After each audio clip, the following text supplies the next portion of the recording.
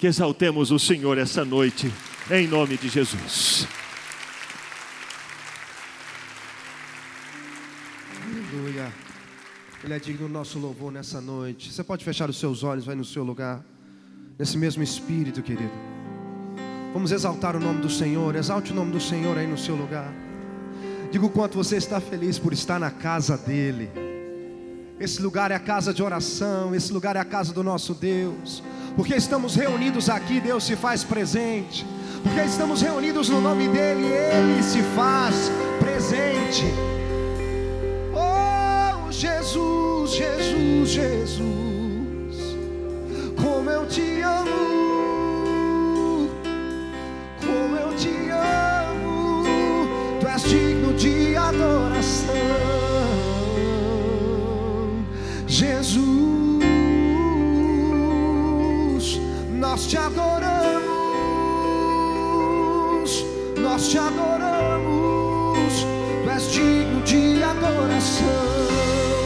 Em todas as nações levantamos o teu nome, Jesus. És digno de adoração. Em todas as nações levantamos o teu nome. Qual nome? Jesus, Jesus, digno de adoração. Em todas as... Cante a Ele. Levantamos o teu poderoso nome, Jesus. És digno de adoração. Em todas as nações levantamos o teu nome, Jesus, digno de adoração. Aplauda, Ele é digno. Aleluia.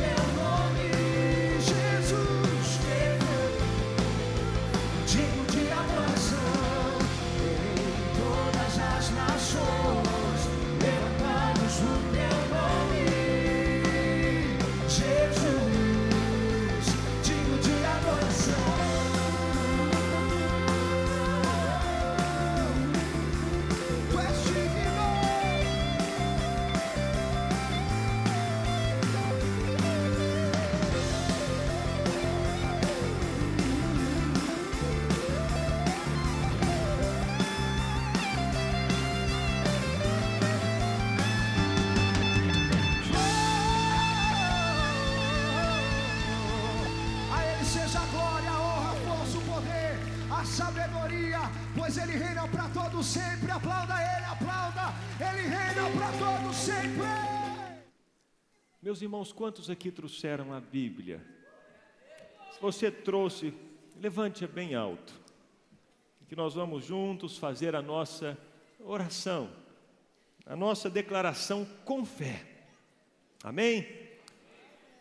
Vamos todos juntos dizer: esta é a minha Bíblia, eu sou o que ela diz que eu sou, eu tenho o que ela diz que eu tenho, eu posso fazer o que ela diz que eu posso fazer. Hoje eu serei tocado pela palavra de Deus. Eu audaciosamente confesso que a minha mente está alerta, meu coração está receptivo. Eu estou pronto para receber a incorruptível, a indestrutível, sempre viva semente da palavra de Deus. Eu nunca mais serei o mesmo. Nunca, nunca, nunca, no nome de Jesus. Amém. Pai, temos feito essa declaração com fé,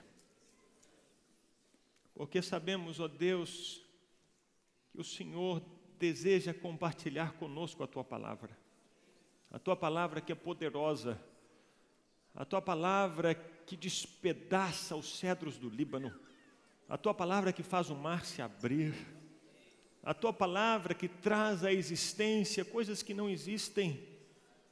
Que os nossos ouvidos estejam abertos e estejam desejosos de ouvir a Tua palavra. Abençoa-nos nessa noite e capacita-me, ó Deus, capacita-me para que eu compartilhe a Tua palavra com graça e que os meus irmãos a ouçam também com essa mesma graça. Que Satanás não consiga nos distrair, que ele não consiga roubar a nossa atenção, Pai, mas que o nosso coração, a nossa atenção esteja na Tua palavra. É o que te pedimos no nome de Jesus. Amém. Os irmãos podem se assentar.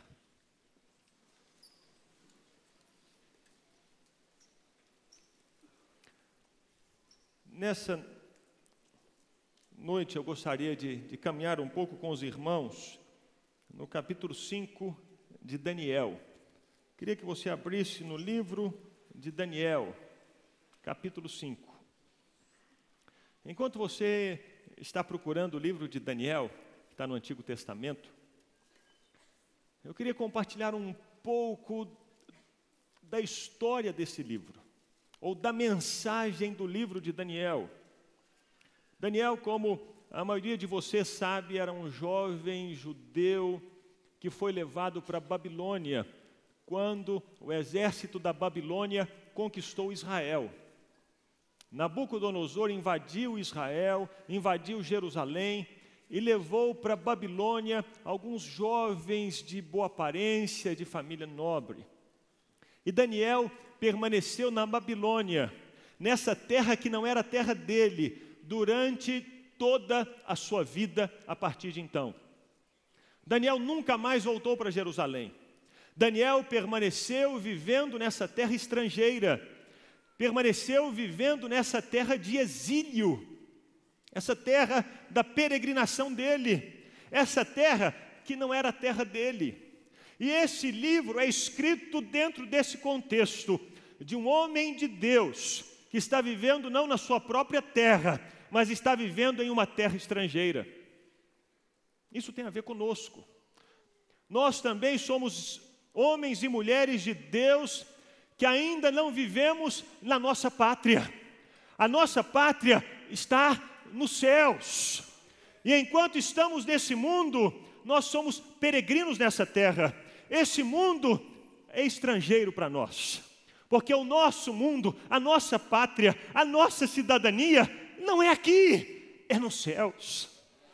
O nosso passaporte tem um selo, esse selo é o Espírito Santo, e ele nos faz saber e faz com que os outros saibam que nós somos cidadãos dos céus. Por isso que a nossa história se assemelha muito, se parece muito com a história de Daniel.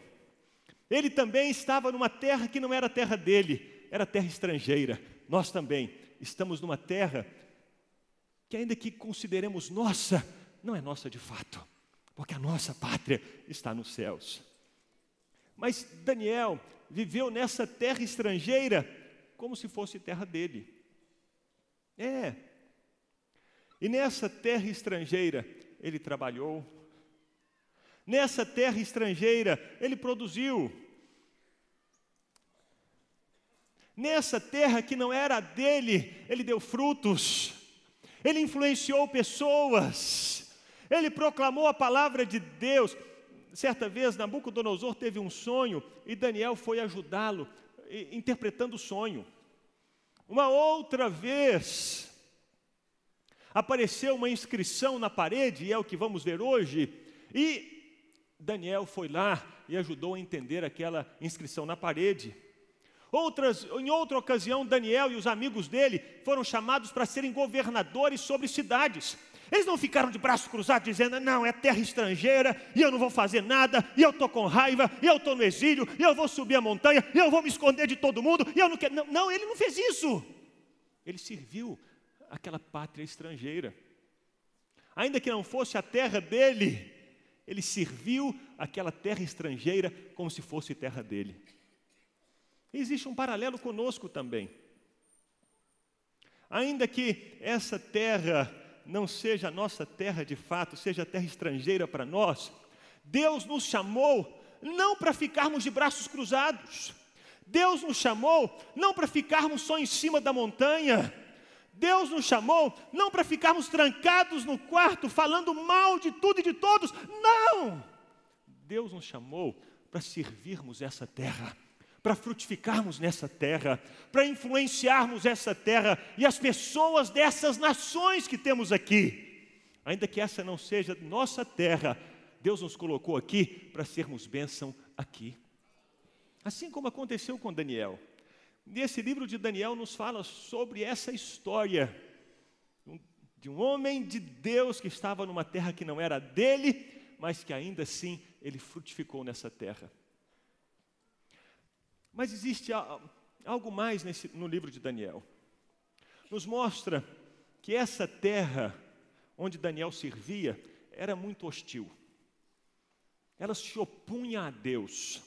Ela se opunha à palavra de Deus. Ela resistia a Deus. Ela resistia à palavra de Deus. Ela não gostava de Deus. Era uma terra cruel. Era uma terra maligna. Era uma terra governada por principados, por potestades, por homens ímpios e malignos, que constantemente tentavam sufocar a palavra de Deus. Levantavam ídolos e exigiam que as pessoas adorassem aqueles ídolos. Nessa terra, os amigos de Daniel foram lançados na fornalha ardente, porque eles decidiram não se curvar diante dos ídolos. Nessa terra, Daniel, apesar de ter servido tanto e tão bem, esse Daniel foi julgado na cova dos leões para ser morto.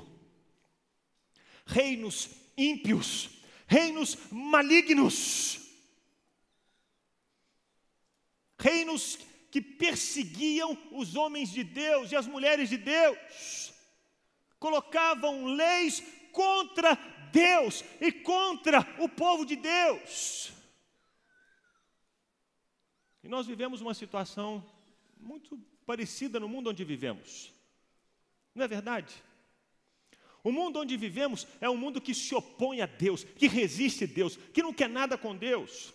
Um mundo que estabelece e escreve leis contra Deus, contra a palavra de Deus, contra o povo de Deus, um mundo que persegue. É um mundo hostil, não é verdade? Um mundo cruel. Quando você que é crente vai na escola, e se você se levanta na escola para falar de Deus, às vezes o professor vai rir de você, vai zombar de você. Ou lá no seu trabalho, de repente você sofre algum tipo de retaliação ou de perseguição só porque você é crente. Ou algumas leis que existem em cidades ou mesmo na nossa nação, que tentam de alguma maneira restringir a pregação do Evangelho, ou leis que tentam ir contra os princípios de Deus. É um mundo hostil. Mas o livro de Daniel nos mostra que esse mundo que se levantou contra Deus, esses reis que se levantaram contra Deus, por mais poderosos que eles parecessem, eles passaram todos. Nabucodonosor, um rei poderosíssimo, ele passou. Beltesazar, um rei tremendo, ele passou. Dario, também um rei poderoso, passou. E sabe quem é que permaneceu desde o início até o fim da história de todos esses reinos? Daniel. Daniel era perseguido, o povo de Deus era perseguido, mas os perseguidores passavam e Daniel permanecia. Nabucodonosor passou, Daniel permaneceu. Beltesazar passou, Daniel permaneceu. Dario passou, Daniel permaneceu. Isso tem um pouco a ver conosco. Ainda que haja perseguições contra a igreja, contra o povo de Deus, aqueles que promovem essas perseguições, eles vão passar, mas a igreja vai permanecer para sempre. A igreja sempre vai permanecer vitoriosa, a igreja sempre vai permanecer vencedora. Não quer dizer que ela não passe por adversidades, não quer dizer que ela não passe por dificuldades, mas Deus a faz firme, Deus a faz forte, e são os outros que passam, porque a igreja permanece.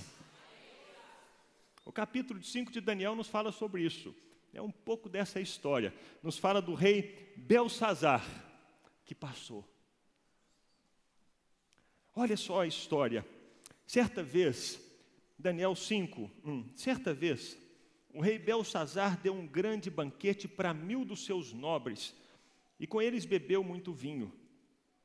Enquanto Beltesazar bebia vinho, ele deu ordens para trazerem as taças de ouro e de prata que o seu predecessor Nabucodonosor tinha tomado do templo de Jerusalém, para que o rei e os seus nobres, as suas mulheres e as suas concubinas bebessem nessas taças. Então trouxeram as taças de ouro que tinham sido tomadas do templo de Deus em Jerusalém, e o rei e os seus nobres, as suas mulheres e as suas concubinas beberam nas taças. Enquanto bebiam o vinho, louvavam os deuses de ouro, de prata, de bronze, de ferro, de madeira e de pedra. Mas, de repente, apareceram dedos de mão humana que começaram a escrever no reboco da parede, na parte mais iluminada do palácio real. O rei observou a mão enquanto ela escrevia, o seu rosto ficou pálido, e ele ficou tão assustado que os seus joelhos batiam um no outro e as suas pernas vacilaram. Aos gritos, o rei mandou chamar os encantadores, os astrólogos e os adivinhos, e disse a esses sábios da Babilônia: aquele que ler essa inscrição e interpretá-la, revelando-me o seu significado, vestirá um manto vermelho, terá uma corrente de ouro no pescoço e será o terceiro em importância no governo do reino. Todos os sábios do rei vieram, mas não conseguiram ler a inscrição, nem dizer ao rei o seu significado.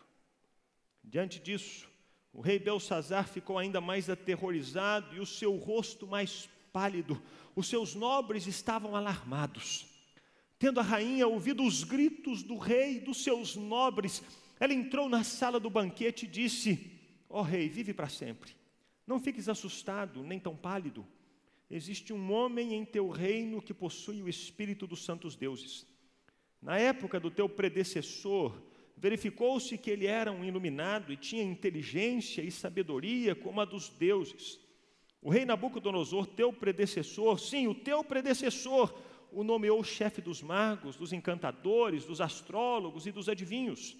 Verificou-se que esse homem, Daniel, a quem o rei dera o nome de Beltesazar, tinha inteligência extraordinária e também a capacidade de interpretar sonhos e resolver enigmas e mistérios. Manda chamar Daniel, e ele te dará o significado da escrita. Assim Daniel foi levado à presença do rei, que lhe disse: você é Daniel, um dos exilados que o meu pai, o rei, trouxe de Judá? Soube que o espírito dos deuses está em você e que você é um iluminado e que tem inteligência e uma sabedoria fora do comum. Trouxeram os sábios e os encantadores à minha presença para lerem essa inscrição e me dizerem o seu significado, porém eles não o conseguiram. Mas eu soube que você é capaz de dar interpretações e de resolver mistérios.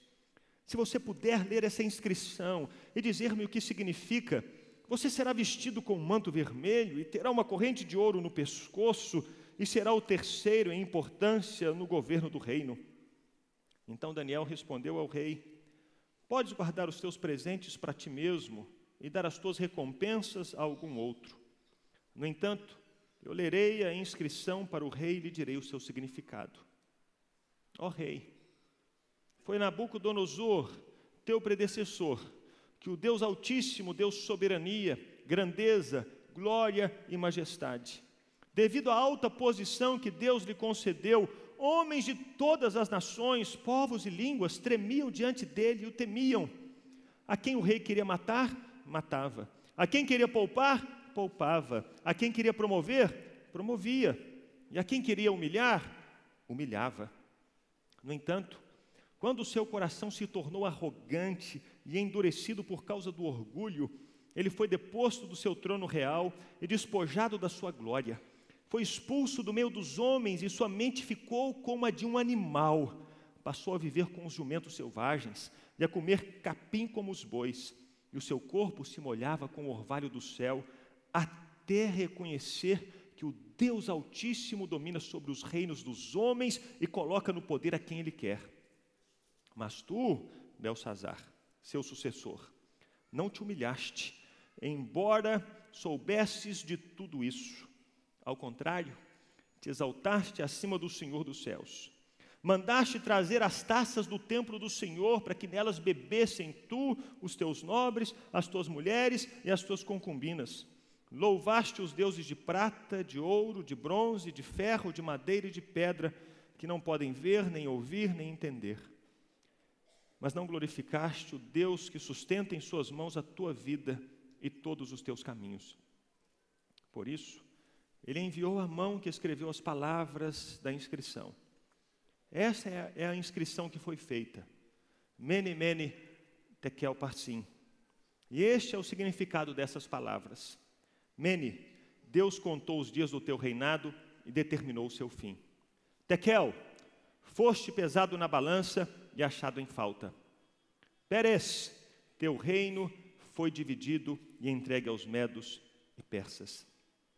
Então, por ordem de Belsazar, vestiram Daniel com um manto vermelho, puseram-lhe uma corrente de ouro no pescoço e o proclamaram terceiro em importância no governo do reino. Naquela mesma noite, Belsazar, rei dos babilônios, foi morto. E Dario, o Medo, apoderou-se do reino com a idade de 62 anos. Passou Nabucodonosor, passou Belsazar, entrou Dario e Daniel permaneceu durante todos esses reinados. Essa é a mensagem que nós lemos no livro de Daniel. Foi um livro escrito no meio de crises. Daniel estava no exílio, numa terra que não era dele, sendo perseguido de todos os lados, mas ainda assim, Deus nos faz saber, a partir da história de Daniel, que os outros é que vão passar. Os homens e as mulheres de Deus vão permanecer. E porque eu pensei, e Deus me trouxe ao coração esse texto, porque nós também, meus irmãos, no Brasil, estamos vivendo um tempo de crise. Estamos sim. A nossa economia está em frangalhos. O Brasil não cresce economicamente. E se ele não cresce economicamente, ele não produz mais empregos. E se não produz mais empregos, ele não emprega mais pessoas. E se não emprega mais pessoas devidamente, mais pessoas não têm recursos dentro de casa. E se não tem recursos dentro de casa, mais famílias estão desguardadas. A inflação sobe.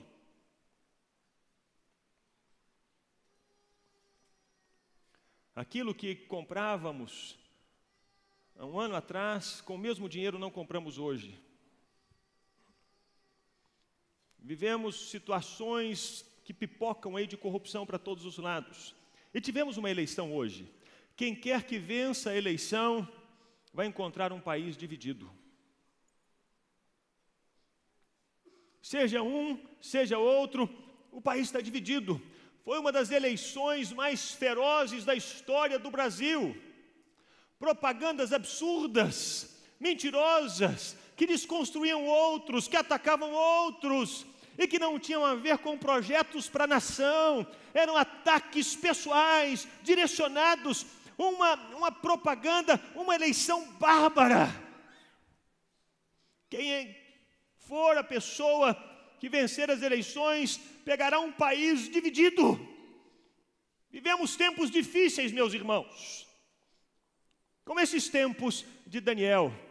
Um mundo hostil, um mundo que perseguia homens e mulheres de Deus, um mundo que resistia à palavra de Deus, e Daniel foi chamado para permanecer nesse mundo. E não somente permanecer, mas permanecer atuando, permanecer influenciando, permanecer agindo, permanecer tocando pessoas, falando com pessoas, construindo, edificando, influenciando. Esse é o nosso chamado também. A crise na Babilônia está escancarada. Havia uma crise de autoridade, crise de moralidade. O texto começa nos dizendo que o rei, 1000 nobres, se ajuntaram no palácio real, as autoridades do país, para um bacanal. É assim que começa o capítulo 5 de Daniel. As autoridades maiores da nação estavam reunidas, não para pensarem o país, não para pensarem o reino, não para pensarem para o bem do povo, estavam reunidas para um bacanal, vinho, mulheres, orgia, a cabeça da nação. Imagine você, se aqueles que governavam o Império Babilônico estavam envolvidos num bacanal, aqueles que eram para ser os que tinham mais clareza de mente, os mais inteligentes, os mais nobres, os mais sensatos, aqueles que deveriam ser os mais prudentes. Se eles estavam envolvidos num bacanal, imagina o povo. Imagine você a situação do reino. Crise moral, crise de responsabilidade, uma crise espiritual intensa, tão intensa, que eles não tiveram temor de pegar os objetos do templo de Jerusalém, do templo do Senhor. Não tiveram temor de pegar esses objetos, trazê-los para o bacanal deles. Uma afronta.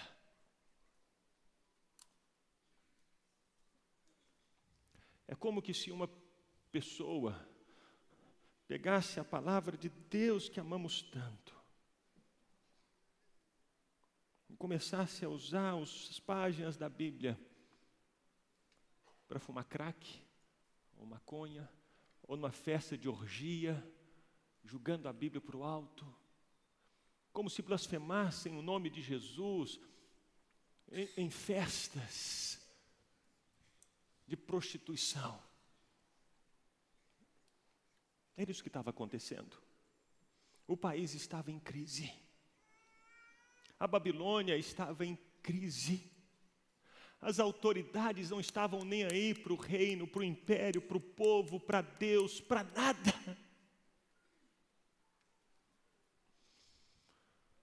Mas e Deus? Onde está Deus? Deus está sempre presente. E naquele momento, daquela festa, daquele bacanal, Deus começou a deixar os seus sinais na parede do palácio. Diz o texto que apareceram dedos de mão humana que começaram a escrever no reboco da parede, na parte mais iluminada do palácio real. Deus escreveu na parte mais iluminada porque ele queria que todas as pessoas vissem o que ele estava fazendo. Deus não estava escondido, Deus não estava imóvel, Deus não estava parado, não, pelo contrário, Deus estava presente, estava atuante, Deus estava vendo, Ele estava deixando as marcas dele no mundo, nas paredes da história.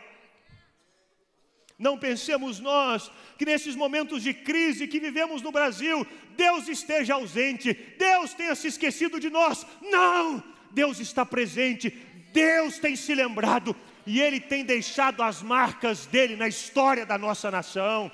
Ele continua escrevendo nas paredes do Brasil. Como o Senhor Jesus, nos sermões e nas pregações que fez, tantas vezes Ele disse: quem tem ouvidos para ouvir, ouça, ouça, ouça a palavra de Deus, veja os sinais de Deus. Deus deixa as suas marcas na história, nas paredes da história. Mas os sábios do mundo, meus irmãos, nesses momentos de crise, Deus deixa as marcas dele nas paredes da história, mas o mundo que vive essa história não tem como decifrar essas marcas. O texto nos diz que o rei chamou os sábios, os encantadores, os astrólogos, os adivinhos da Babilônia, os mais sábios da época. Eles vieram, diz o versículo 8, mas não conseguiram ler a inscrição e nem interpretar o seu significado. Meus irmãos, os sábios desse mundo, eles podem ver os sinais de Deus nas paredes da história, eles podem reconhecer esses sinais de Deus, mas eles não têm como entender o que Deus está dizendo. Não é o mundo que precisa dizer para nós o que Deus está fazendo. O mundo não tem como fazer isso. Somos nós que precisamos dizer para esse mundo sem Deus o que Deus está dizendo ao deixar essas marcas nas paredes da história. O mundo não consegue ver Deus. O mundo não consegue entender Deus. O mundo não consegue discernir Deus. Eles podem ser sábios. Eles podem ter mestrado, podem ter se formado nas melhores universidades. Eles podem ocupar as cadeiras das empresas mais ricas da terra. Eles podem estar rodeados de conselheiros com experiências em diversas partes do planeta, mas ainda assim, essas pessoas verão essas marcas de Deus nas paredes da história, e essas pessoas permanecerão pasmas, sem entender nada, pálidas. Elas não conseguem.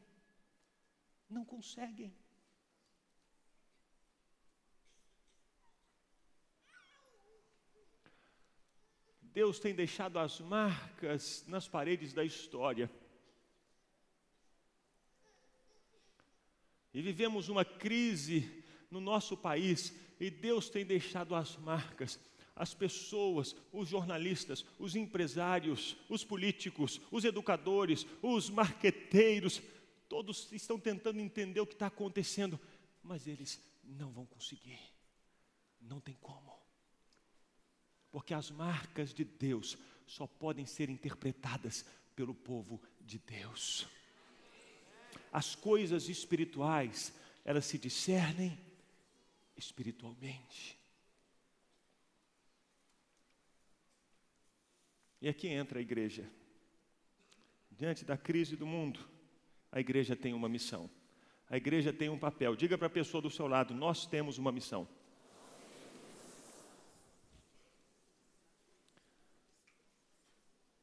Os sábios não conseguiram interpretar os sinais que Deus deixou nas paredes da história, e alguém se lembrou da igreja, do homem de Deus.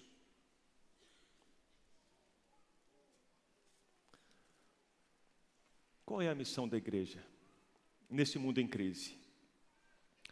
Diz o texto que a rainha mãe se lembrou de Daniel, não é verdade? Está aqui no versículo de 10 até versículo 12. No meio da crise, o mundo não conseguiu interpretar o que Deus estava dizendo. Uma mulher diz: tem um homem, existe um homem, ele se chama Daniel, ele pode interpretar os sinais da parede. De repente, alguém que vive no mundo, alguém que está caminhando no mundo, esse alguém começa a proclamar, começa a se lembrar, esse alguém diz acerca de um outro, sobre quem está o Espírito de Deus. A missão da igreja. Aqui Daniel começa a entrar em cena. É aqui que ele aparece pela primeira vez no capítulo. Ele aparece pela primeira vez no capítulo sendo lembrado. Alguém se lembra dele. Alguém se recorda de Daniel. E aqui percebemos a primeira missão da igreja.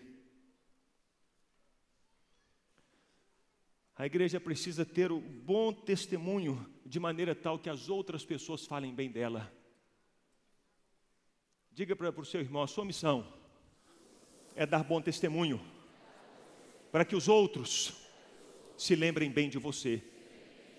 No meio da crise, por causa dessa caminhada da igreja, por causa desse testemunho da igreja, no decorrer dos anos, no decorrer das décadas, no meio da crise, você pode ter a certeza de que Deus vai tocar alguém desse mundo sem Deus, para se lembrar e dizer: tem um povo que pode nos ajudar a sair dessa crise. Tem um povo que pode nos ajudar a decifrar as marcas que estão nas paredes da história. Meus irmãos, isso só irá acontecer.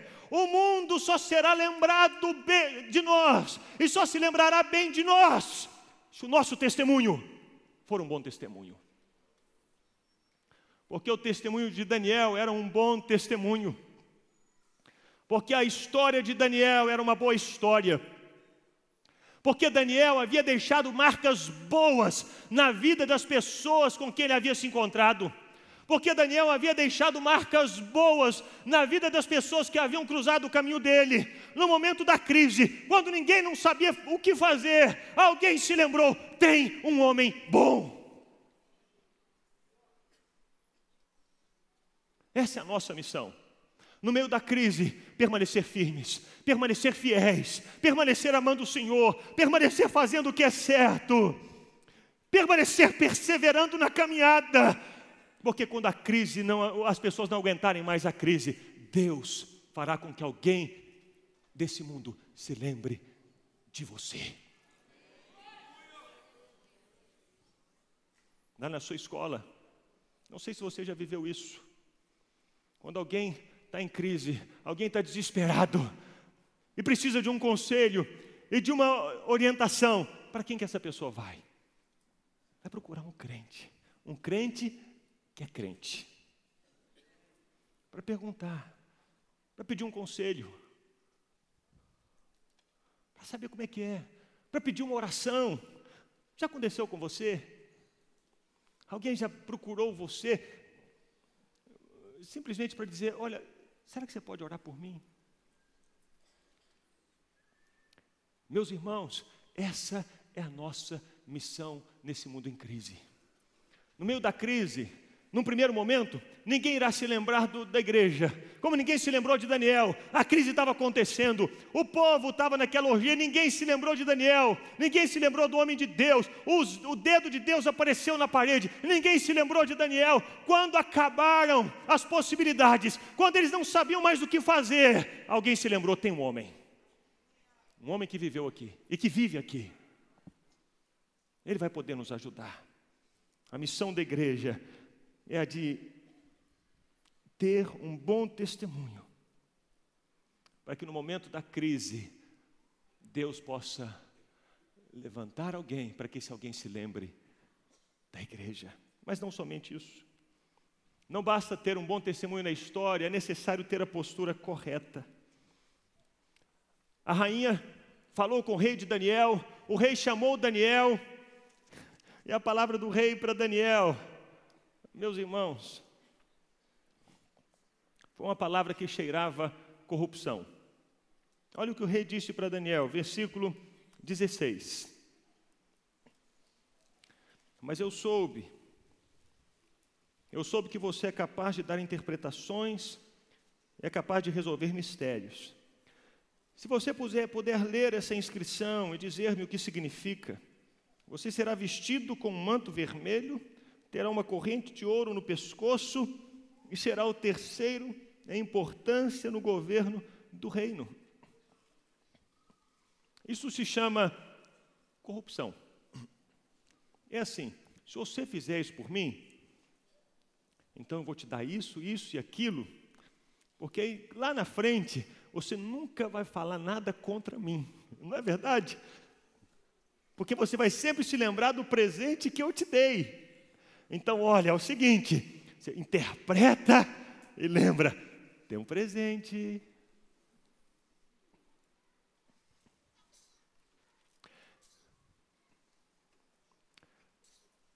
A postura de Daniel, ela foi uma postura correta. A resposta dele foi a seguinte: podes guardar os teus presentes para ti mesmo e dar as tuas recompensas a algum outro. No entanto, eu lerei a inscrição para o rei e lhe direi o seu significado. Eu não preciso de presente para fazer o que Deus demanda de mim.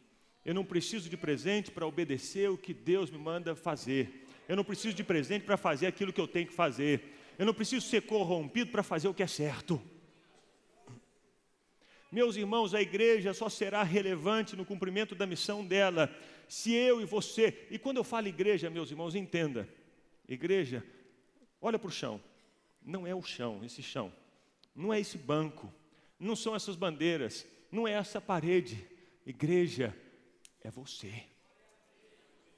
Igreja é você. Olha para a pessoa do seu lado, essa pessoa é a igreja. A igreja só será relevante se você for relevante, se você tiver a postura correta.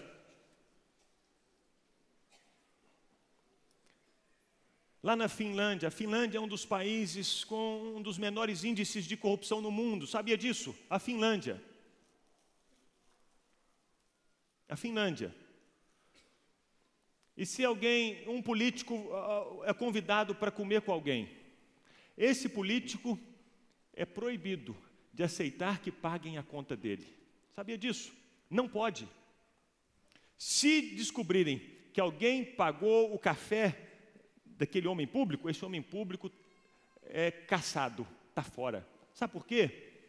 Porque isso se chama corrupção.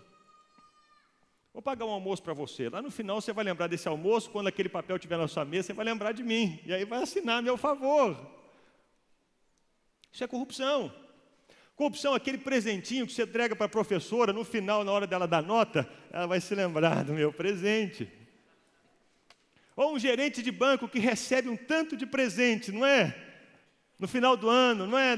No Natal, recebe presente. Sabe por quê? Porque aquele cliente ele vai lembrar do presente quando tiver alguma situação na minha conta. Eu me lembro de uma história que eu ouvi de um homem que era gerente de banco. Ele não sabia que as pessoas o presenteavam, não por causa dele mesmo, mas por causa da posição dele. Ele descobriu isso quando ele se aposentou. No Natal daquele ano em que ele estava aposentado, ele não recebeu presente de ninguém. Antes ele recebia presente todo Natal, de todo mundo. Ele se achava tão importante, sou eu. Mas não era nada, era a posição dele. E o Brasil, infelizmente, tem tanta gente que vive assim. Meus irmãos, a nossa missão como igreja, para sermos relevantes na sociedade, significa que nós precisamos ter a postura correta.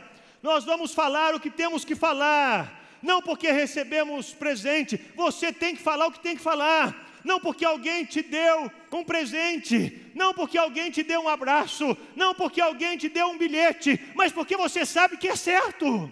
A igreja só cumprirá a missão dela nesse mundo em crise, se a igreja tiver essa postura de verdade, essa postura de honestidade, e você não se deixar corromper por nada. Você não pode se deixar corromper, meu irmão. Não pode. A sua mente não pode ficar ofuscada, as suas emoções não podem ficar embaralhadas, embaçadas, não. Senão o seu papel no mundo não vai ser cumprido. Porque nós temos uma mensagem para pregar. E qual é essa mensagem? A mensagem verdadeira, que só é pregada quando temos a postura correta, é uma só: Deus reina. Essa é a mensagem que como igreja precisamos proclamar. Quando Daniel recebeu aquela proposta de corrupção, ele disse: não, mas eu vou pregar a mensagem, estou livre de todo mundo, estou livre. E a mensagem que Daniel pregou foi essa, versículo 18: ó rei, foi a Nabucodonosor, teu predecessor, que o Deus Altíssimo deu soberania, grandeza, glória e majestade. Não foi Nabucodonosor que a si mesmo se colocou no trono. Daniel está dizendo: quem colocou o seu pai no trono foi Deus. Devido à alta posição que Deus lhe concedeu, homens de todas as nações, povos e línguas tremiam diante dele e o temiam. A quem o rei queria matar, matava. A quem queria poupar, poupava. A quem queria promover, promovia. E a quem queria humilhar, humilhava. No entanto, quando o seu coração se tornou arrogante e endurecido por causa do orgulho, quando ele começou a achar que era ele mesmo: eu que ocupei esse trono, eu que conquistei esse trono, eu que fiz todas essas coisas, eu que sou o melhor. Quando isso começou a acontecer, Deus o depôs do seu trono real e o despojou da sua glória. Foi expulso do meio dos homens. A sua mente ficou como a de um animal. Ele passou a viver com os jumentos selvagens. Começou a comer capim como os bois. O seu corpo se molhava com o orvalho do céu, até reconhecer que o Deus Altíssimo, Ele é que domina sobre os reinos dos homens e coloca no poder a quem Ele quer. A mensagem da igreja não é outra senão essa: Deus reina.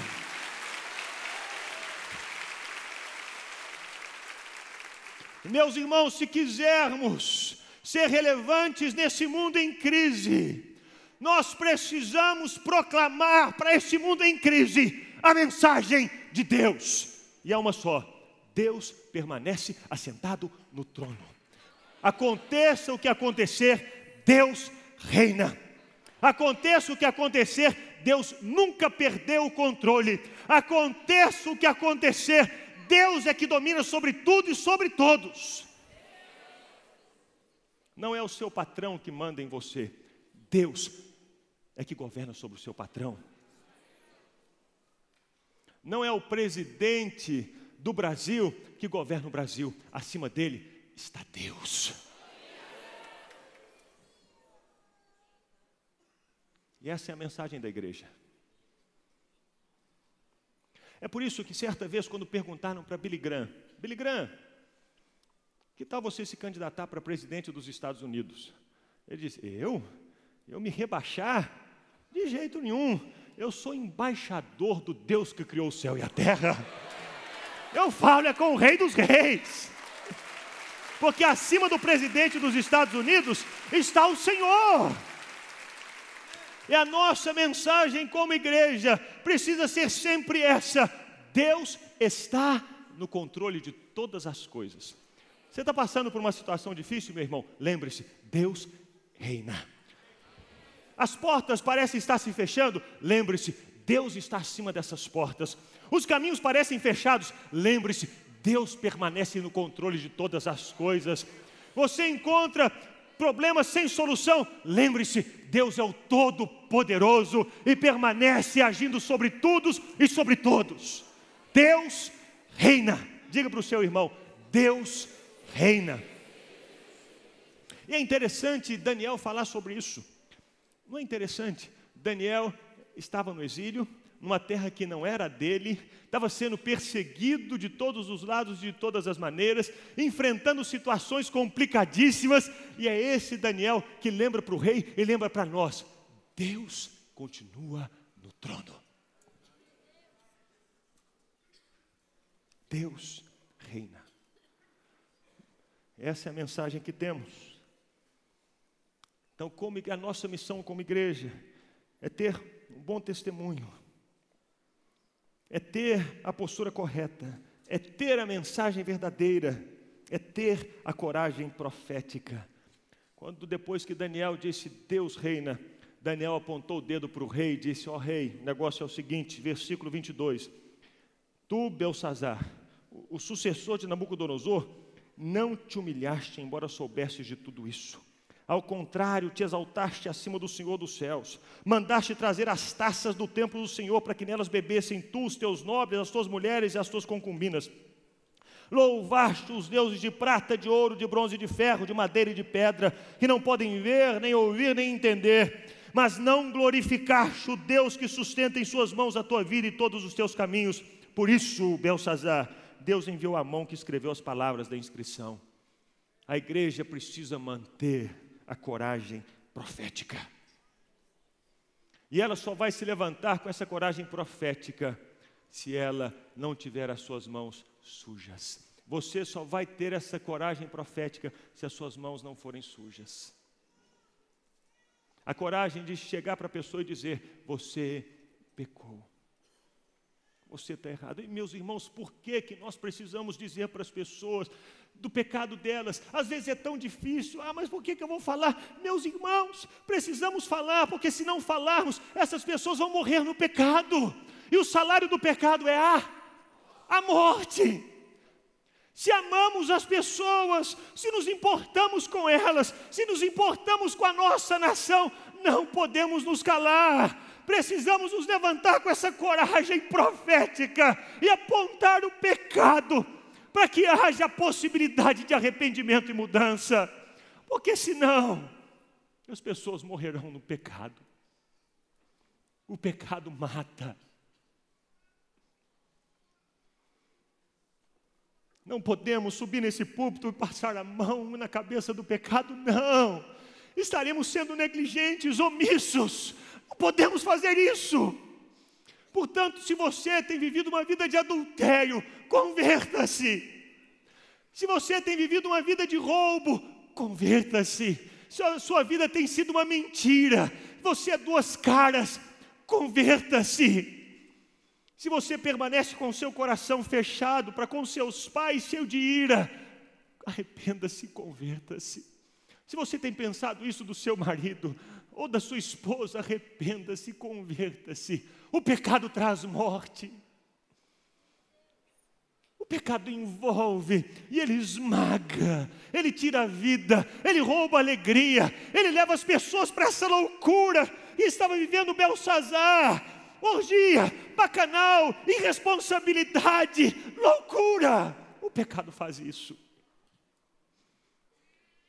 Você precisa se levantar nessa geração com as mãos limpas. E é por isso que a mensagem de Deus não começa dizendo carros, casas, apartamentos, riquezas. Não, a mensagem de Deus, o início dela é arrependei-vos, porque está próximo o reino dos céus. Arrependei-vos, mudem de vida, está próximo o reino dos céus. Lembrem-se, somos peregrinos nessa terra, estamos no exílio, essa terra é terra estrangeira. De que adianta ganhar todos os tesouros dessa terra e perder a alma? De que adianta? De que adianta celebrar festas com taças de ouro e de prata e bebedeira e essas coisas todas, se a morte bater a porta? A mensagem, a palavra profética, essa é a palavra que Deus chama a igreja para compartilhar, para que se levante nessa coragem para dizer, mude. Seja para a pessoa que está sentada no seu lado no ônibus, ou no metrô, ou no carro, seja para a pessoa lá que trabalha com você, na empresa, para o seu colega de escola, seja para o presidente do Brasil ou para o presidente dos Estados Unidos, a igreja não pode negociar a mensagem verdadeira e nem a coragem profética. Ela precisa ter as mãos limpas, porque somente assim ela se levantará com autoridade para dizer, converta-se. Esse é o chamado da igreja. A missão da igreja no mundo em crise é essa. É a única que pode se levantar com coragem profética, no nome de Deus, no nome de Jesus, para chamar o povo, as pessoas, cada um, para se voltarem para Deus. E por fim, a missão da igreja também implica em ter sabedoria profética, interpretar os sinais de Deus. Aquilo que o mundo não consegue fazer, essa capacidade Deus trouxe à igreja. Daniel olhou para a parede e ele leu as inscrições e disse: Mene, Mene, Tekel, Parsim. E ele interpretou o que estava escrito na parede. Esses sinais que Deus deixa na parede da história brasileira, somos eu e você que fomos chamados para interpretar. Somos eu e você que fomos chamados para proclamar. Belsazar passou. Diz o texto que naquela mesma noite, Belsazar, rei dos babilônios, aquele homem tão poderoso, tão rico, tão cheio de pompa, naquela noite ele passou. Mas e Daniel? Daniel permaneceu. Ele continuou. E só vamos permanecer na caminhada da história se permanecermos em Deus. Nos momentos das crises, os únicos que podem trazer a interpretação correta e a resposta correta são os homens e as mulheres de Deus. E são os únicos que vão permanecer até o fim. Queria convidá-lo a ficar de pé. Vamos orar. Feche os seus olhos. Dê a mão para a pessoa do seu lado. E nós vamos orar juntos. Dê a mão. Vamos fechar também os corredores. E nós vamos orar no nome de Jesus. No nome de Jesus. Feche os corredores, feche os seus olhos. Feche os seus olhos. Nós vamos orar. Ore por você mesmo. Ore pela sua vida.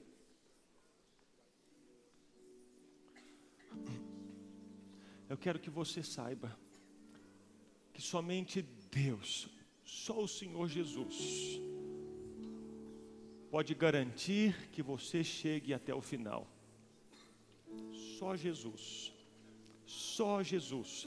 Religião não garante nada a você. Denominação não garante nada a você. Homem algum garante nada a você, nada. Somente Jesus pode fazer isso. Somente Jesus. Mas você precisa se entregar a Ele. Você precisa abrir o seu coração para Jesus. E se você está longe, você precisa voltar para Jesus. Só Ele te garante. Eu quero convidar você a tomar essa decisão essa noite. Se você deseja entregar a sua vida a Jesus, porque só Ele pode te garantir.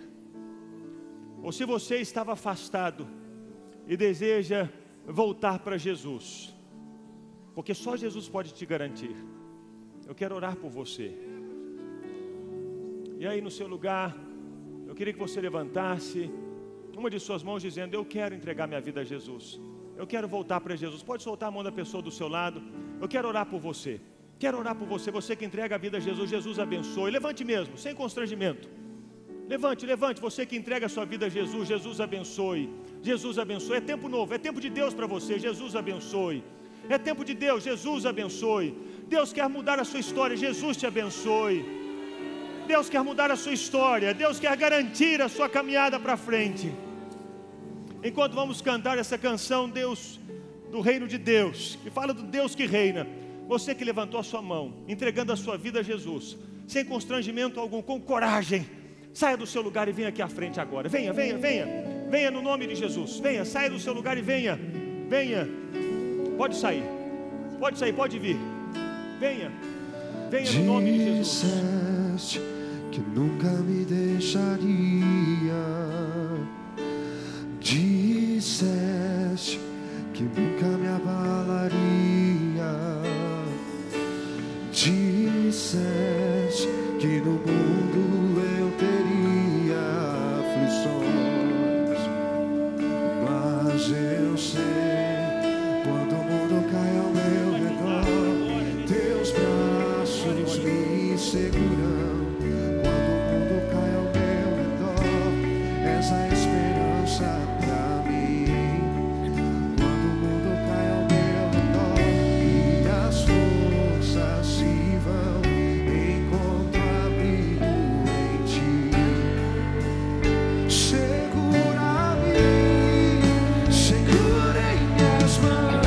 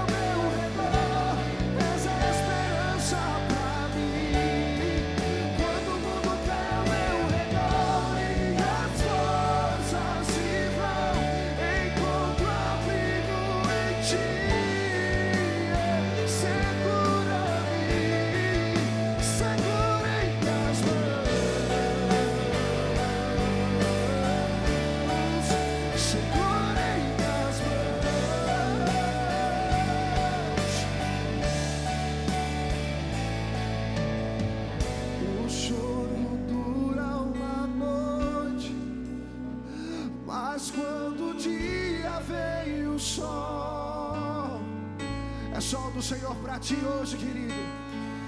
As tempestades virão, eu sei, mas sobre a morte Ele venceu. Ele venceu. Quando o mundo cai ao meu redor, teus braços me seguram. Quando o mundo cai ao meu redor, és a esperança. Cante a Ele. Quando o mundo cai ao meu redor e as forças se vão, encontro abrigo. Segura-me. Quando o mundo cai ao meu redor, teus braços me seguram. Quando o mundo cai ao meu redor, és a esperança pra mim. Quando o mundo cai ao meu redor e as forças se vão, encontro abrigo em ti. Segura-me, segurei as mãos,